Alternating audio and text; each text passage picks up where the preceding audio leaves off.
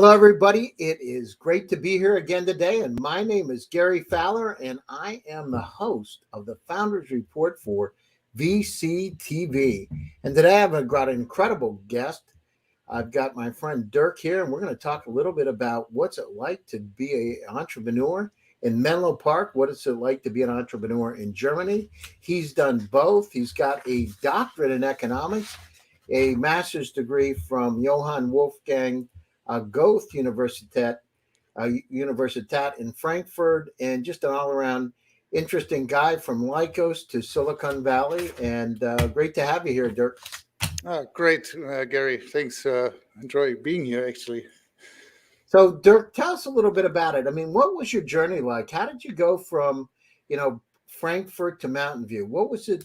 I mean, did you come up one day and just say, "Oh, I want to move from Germany and I want to be in Silicon Valley"? What was it like? Yeah, I mean, of course, everything was about the weather, right? So when you're born and raised in Germany, you have a lot of rain between October and April. That's what you don't have here. No, but jokes aside. Dirk, how important is it, though? Because I hear this a lot. I got to tell you, I hear it from Russians. I hear it from Ukrainians. I hear it from people from all over the world. How important is the weather in terms of making your decision? That's a good point. Maybe in percentages, maybe 10%, 20%, right? You want to, maybe you have a life, right? And you want to do other things besides work. And if the sun is shining and you can actually go out and do mountain biking, and I swim a lot, right? And I love that I can swim outside all year round. I mean, I was brought into California, so that was. Do you swim in the ocean, or do you swim at your house, or? No, I'm swimming at a local club. We're still competing, right? So we're swimming. For those who know of California, there's a Lake Tahoe, it's called. So we're crossing in a relay. We're crossing the lake. You're crossing Lake these kind of things. Yeah.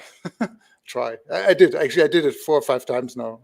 And how long is that swim? How many miles? Well, it's a relay. It's called Trans-Tau, and you have 6 people on a boat, and everyone has to swim roughly first 30 minutes and another 10 minutes. So you have to swim twice, but it's not like easy going. You really have to go fast and we came in our age group. We came in third, so we're kind of proud of that. So, but it's a tough race, right? So the water is usually 6. Yeah, the water is 60-ish, 59, 61, depends a little bit, right? So that's but when you dive in, it feels cold at the beginning, and then after 2 or 3 minutes, you warmed up, and then you can swim.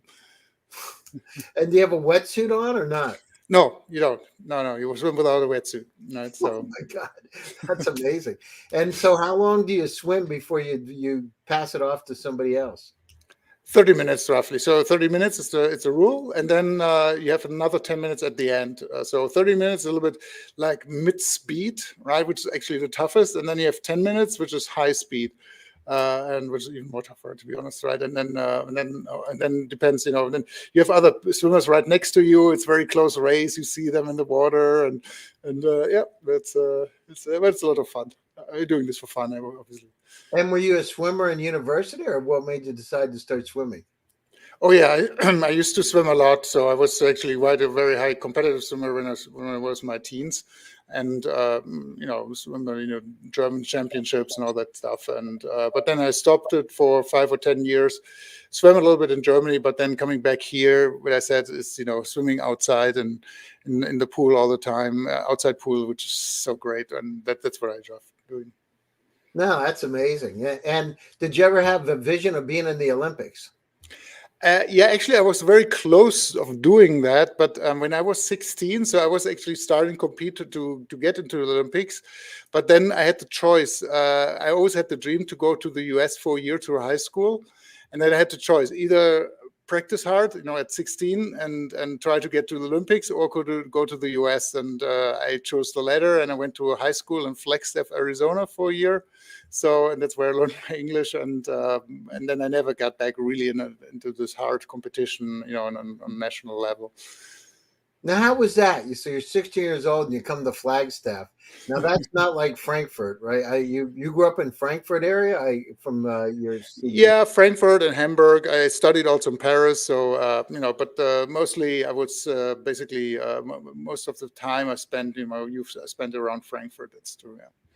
And so, how was it? Like, so it's kind of cold there, but it's kind of nice in Flagstaff, right? Well, Flagstaff, yeah, Flagstaff is I think like 6,000 feet high. So quite high, a little bit less, maybe 5,000. I don't remember. But actually, it was nice because I also love to ski and Flagstaff. Because when I heard I'm going to Arizona, I thought, oh, great desert. Am I interesting? Going from rainy Frankfurt to the desert. Flagstaff is a little bit different because it's so high and they have a ski resort, and I was able to ski almost every weekend. I mean, it's always good. But they had rain there, so the temperature was pretty much like Germany. And snow obviously. So yeah, not a big change weather-wise. So you made the decision. What would you do if you had to do it again? Would you make the same decision? Yeah, I think so. I always love to be around in the world, right, and meeting new cultures and so on. And when you practice and trying to get to the Olympics, you never know if you make it, right? It's only the first two or first three of a country, depending on the size of the country, who make it. And I mean, the chance was slim, right? I had a chance, but and I never tried it out. I never knew if I would have made it or not. So I don't know. Wow, it sounds like a movie. Yeah, go back and just take it out again. That's amazing. So you went down through. You did when you went to your MBA. What made you decide to get a doctor of philosophy degree in economics? So when I was starting to study, I fell in love a little bit with currencies, and during that time there was a big topic that the euro was going to be introduced. And I found it really fascinating. A really fascinating professor at that time. He was talking about, okay, how do you merge currencies? Because so merging a currency, we had different currencies. We had the Deutschmark, we had the French franc, with the lira. So if you would leave one country, let's say Germany, with 100, let's say dollars, right? Just skip the currency right now, and you would travel through every country in Europe at that time, right? Exchanging not buying anything, but only exchanging and all the fees. You would end up with $9.37 after you've traveled 12 countries or so, right? So that was where I said, okay, it makes sense to have a unified currency. That's when I started getting my heads around currency. I wrote, some kind of an essay at the university. Then I decided, okay, I want to really research that topic. And that's when I came up to my PhD was about private and state-controlled currencies, and that's why then at the end, now I'm going full circle with the whole cryptocurrency. But at that time, I thought, okay, how does a private currency? How do they work? How do state currency works, and so on? And that's the reason, I think I've quite a good understanding. When you want to create currencies, when you create an economy, that's also what we're doing here at Upland, right? What needs to go into it? Because I'm really watching what all the others are doing in the space, and I see some of the stuff doesn't compute for me how that's going to work out, but let's see, future will tell. So what's going on how's the world going to change, Dirk, in the next 10 years with cryptocurrencies? What do you think is going to happen?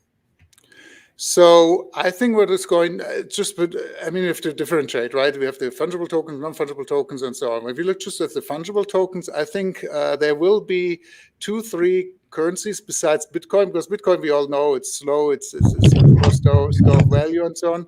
But I expect there will be 2 or 3 currencies which will be used in many use cases outside of just the pure crypto space. So it will become a medium of exchange, right, where you go into a store and buy something. I know, for instance, there's also be based on EOS on the stuff on this. So I know that, for instance, in Venezuela, people are going to shops and purchasing stuff with EOS because the transaction is immediate, right? So they're doing their grocery shopping because Venezuela obviously has a high inflation, and that's where they purchase some stuff. I don't know whether it's widespread there, but I saw some video where people are doing it. So I think, and we're just seeing the beginning of it, and we're going through a very interesting time. So when I wrote my PhD, I was actually analyzing what does inflation mean, and with all the COVID and all the money which has been injected into the systems, it's an experiment we've never been done. Let's say the Germans have been, back in the 1920s, we went through a hyperinflation once, where actually, one day, one Deutschmark was cheaper, right, to have, a bunch of money in paper to heat your house than buy a piece of wood, right? And just to burn the money was cheaper to do that, right? And to heat your house. So Germans got really skeptical about everything what concerns inflation. That's the reason the Deutschmark was always very stable. Why Germans have always contributed a lot to the euro, to the currency. Mm-hmm. So what we're currently seeing around the world, there's a lot of influx of state money in a certain way. It's we see inflation is going up everywhere. So, I mean, when you're an economist, you're always trying to model, the future, which is hard, and economists are usually wrong. Ex post, they get perfect in analyzing, but doing everything ex ante means ahead of times, it's hard.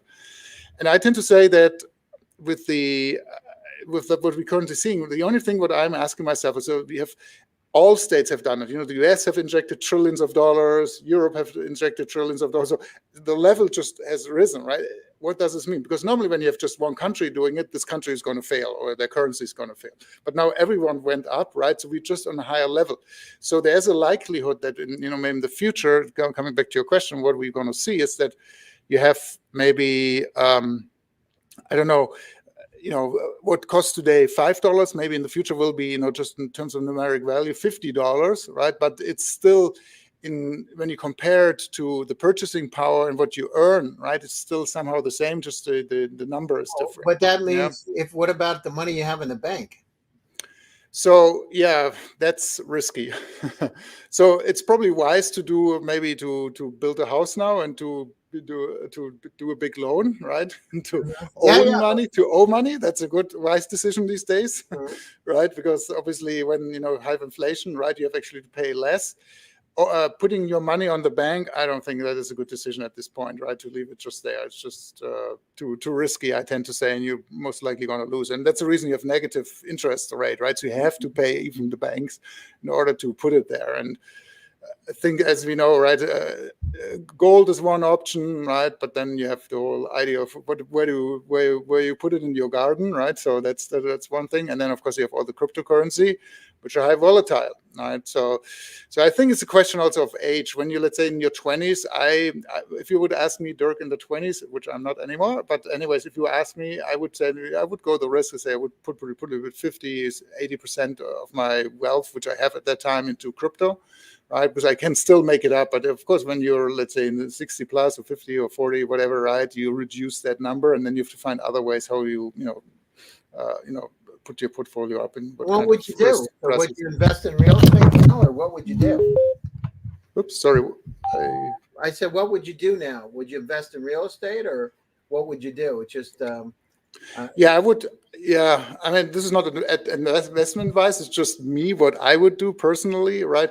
So, but I would probably put 30% or whatever, maybe in real estate, right? Something, because that is always a scarce resource, and population is going to grow further, so that's always a good investment. Even though some markets are overheated, we know that. So you have to be also careful where you invest. And then I would put some stuff in stocks still. And since I'm so crypto focused, I would think still I would probably put half or a little less than this in crypto, right? If I'm, let's say, if I'm a 30-year-old, right? It always depends on your age and on your own risk profile. But if you ask me, or someone in the 30s, I think that's how I would allocate it roughly. Mm-hmm. Oh, that's amazing. So what do you think is going to happen, Dirk? I mean, and what's the dollar going to do? Well, I mean, I see prices. I was looking at bicycle prices. There's some of the bike brands are up 30% over last year. 30. Yeah, that's crazy. We're right next to it. To our office, we have a German restaurant which sells schnitzel. Right, I used to pay $18 for a schnitzel when you went for dinner. Then now you're paying $28. I couldn't believe it. I saw it's crazy. Right? This is my indicator. I said, what? There's a barbecue restaurant in off El Camino Real, and I used to go into that barbecue restaurant, and it cost me $8.99 or $9.99 for a chicken dinner there. I went in, and this is the small chicken dinner. It's now like $16.99, $17.99, depends. I mean, it keeps going up. It's like crazy. It's like, I mean, literally, it's double the price it was, and they can't get enough staff. That's the other thing. They can't get enough staff to fill it. And how are these companies, how are companies going to survive if they can't get the right kind of resources? I don't know if you notice it, but like an In-N-Out hamburger in Mountain View, I saw a sign that said $18 to $22 an hour for folks working at In-N-Out. It just, is that hyperinflation or what is that? No, hyperinflation is defined, like let's say when you have really daily inflation of 200% or so, right? Inflation in general, I mean, there's a lot of theories around it and beliefs and so on, but I believe personally inflation of 2% is healthy for an economy. I mean, it's up to 3%, it's also okay, right? Deflation is also risky because it reduces economic activity because prices are going down, companies are producing less, and they have to lay off people, blah blah. So, but going up, everything what we see right now above 5, it starts getting critical, right? So I tend to say, but let's see how things, because we have a little bit.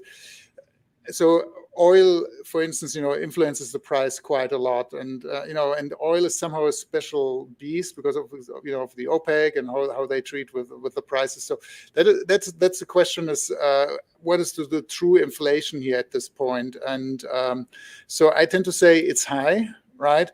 But if it's temporary, let's say for 18 months, I mean, we're all going to complain that, hamburger or schnitzels gets more expensive, but then maybe it bounces back. But I'm still not convinced that it will. I don't think it'll go back. I think exactly. Yeah. Pegged at $28. But yeah, you're saying in 1 year it went up $10 for a dinner, a schnitzel, yeah? Yeah. That's crazy.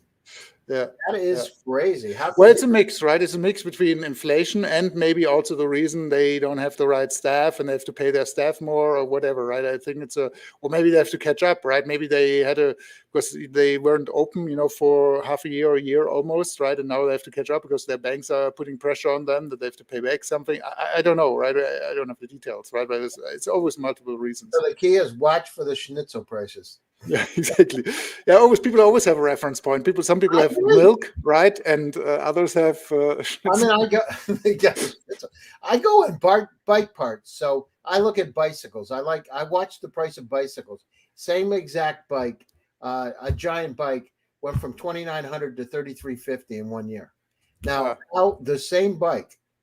So I mean, I can understand going up a couple percent, but that much for the same. Oh, yeah. Yeah. So what do? You're not going to buy the bike, right? And then this has implications. Well, in my case, I have the bike, but I needed to get a replacement because mine's a lemon, and I couldn't. They don't have another one to replace it because they don't have the bikes to begin with. You know what I mean? They don't have the production. So that's another thing. The supply chain. It's very interesting. So anyhow, tell me a little bit about the kind of things that you're working on. So. Upland, tell me a little bit about that, and the Earth's metaverse and a blockchain. Fascinating. By the way, my next article in Forbes is on the metaverse, so I just literally completed the edits 20 minutes ago, half an hour ago. So I hear you. What's happening with that? Tell us. Did you have Upland in there? Did you mention us? No. Wow. See, I can't now because I know you. Yeah, I mean, the whole idea of metaverse got really popular in the last 4 or 5 weeks, right? After Mark Zuckerberg announced that he's going to call his company Meta. I mean, we've been using that term for quite a while already because we had that vision. I mean, we originally came from the idea. I started with blockchain stuff in 2011 already, got my heads around it. And I remember in 2012, 2013, I went here, Central Road, which is, for those listeners, right, there's where all the venture capitalists are sitting. I went there and said, the world's going to be decentralized. And so they looked at me, what was this guy talking about, right? Exactly. So anyways. If you were talking about crypto, you were a drug dealer from some nefarious place, right? Yeah. Now everybody wants to get into it. They're kicking themselves that they didn't get into it, right? Absolutely. Right. And and then we said, but anyways, so fast forward, I put myself together then with my two co-founders, Honigstein and Idan Zuckerman here in Silicon Valley and we started Upland, born out of the idea, to bring, the inspiration Who co-founded your company with you? Honigstein and Idan Zuckerman. They're from the gaming space, and I'm more the blockchain OG. Let's say like this, where we bundled our expertise in a certain way. And so when we say, we got inspired by Monopoly, think about it. Everyone immediately understands what we do. And we say, okay, now take the real world. You can buy a virtual property like 234 Post Street in San Francisco, right? Everyone understands. Then I said, and it's on blockchain. And people say, okay. What does this mean, right? I say, well, you're going to truly own this piece of parcel. Well, is that the one in real life? No, we're just a virtual layer, because addresses are public goods, but you're still going to own that piece of property in Upland. And then you can do a lot of things with it. And, eventually we have speculators, right? But our big vision is with Upland that we develop this kind of what Metaverse is. And, there's a lot of question what the Metaverse actually is, but it's this parallel world where people will run and operate businesses. We'll create many new entrepreneurs, hopefully, in the future. People maybe even, we have already the first one who's skipping his job. We said, okay, I'm just going to make money in Upland.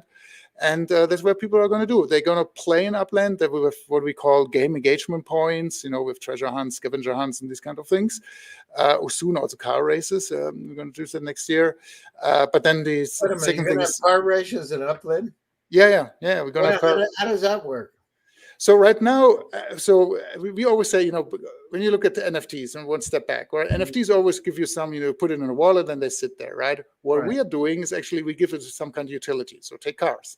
So now you have a car, and now you need a car to travel. By the way, you don't need to be, let's say, in San Francisco to play Upland. But if you want to go virtually from San Francisco now to, to another city, right? And we're going to open up maybe one day also Trans Tao, maybe because Tao, so you have to take your car there, right? So in order to go from A to B, you have to take your car. So that's one piece. It's pure utility and has an automator, right? And all that stuff. So it's not like you can always use the car.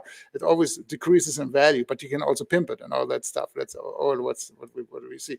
But then we also say, okay, why wouldn't it be great if there would be a car race? Now you can race the car through the streets of San Francisco. In the Metaverse. The Metaverse, right? And compete against others. So that's definitely something we want to build out. Well, do you think people are going to be will there be a time when people will just move into the Metaverse and forget about the real world, Dirk, in your opinion? Like yeah.